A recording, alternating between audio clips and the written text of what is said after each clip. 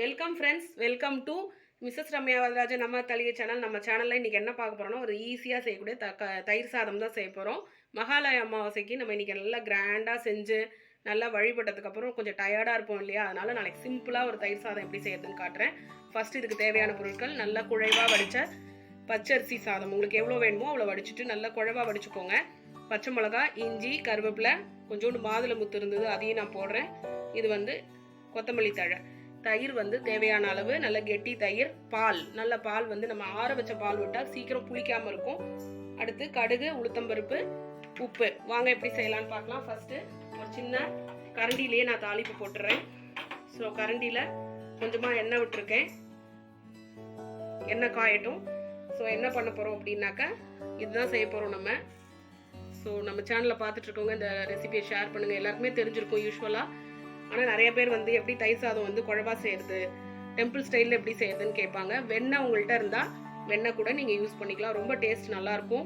So இது நல்லா பொரியட்டும். அதுக்குள்ளே நம்ம இதெல்லாம் கலந்துக்கலாம். இஞ்சி, பச்சை மிளகாய் எல்லாம்.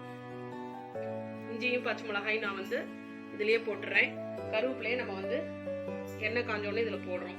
எல்லாம் சேர்ந்து நல்லா வெடிச்சதுக்கப்புறம் எடுத்து கொட்டுறது தான். அப்புறம் இந்த தயிர் வந்து சூடான சாதத்தில் போட்டோன்னா கொஞ்சம் புளிப்பாயிடும்.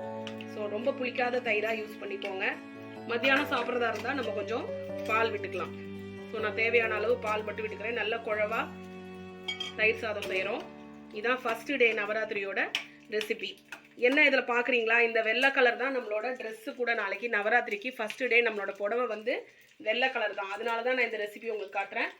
ஸோ ஃபஸ்ட்டு டே நம்ம வந்து தயிர் சாதம் தான் செய்கிறோம். ஸோ ஈஸியாக செஞ்சிடலாம். அப்புறம் நம்மளால் என்ன முடியுமோ அந்த சுண்டல் சாயந்தரம் செஞ்சு நைவேத்தியம் செஞ்சுக்கலாம். நல்லா வெடிச்சிடுச்சு, இதை கொட்டிடுறோம். இவ்வளோதான். அடுத்து இந்த மாதுளம்பழம், ஃபஸ்ட்டு இந்த கொத்தமல்லி தடவிக்கலாம். அடுத்து மாதுளம்பழத்தை போட்டாச்சு. இவ்வளோதான் ஈஸியான நம்மளோட டெம்பிள் ஸ்டைல் தயிர் சாதம். பார்க்கவே இவ்வளோ அழகாக இருக்குது பாருங்கள். இவ்வளோதான் நம்மளோட Navaratri recipe. So easy to cook, easy to eat. So நம்மளோட சேனலை சப்ஸ்கிரைப் பண்ணாதவங்க சப்ஸ்கிரைப் பண்ணுங்கள். நம்மளுக்கு சப்போர்ட் பண்ணுங்கள், ஷேர் பண்ணுங்கள், லைக் பண்ணுங்கள், கமெண்ட் பண்ணுங்கள். தேங்க்யூ ஃபார் வாட்சிங்.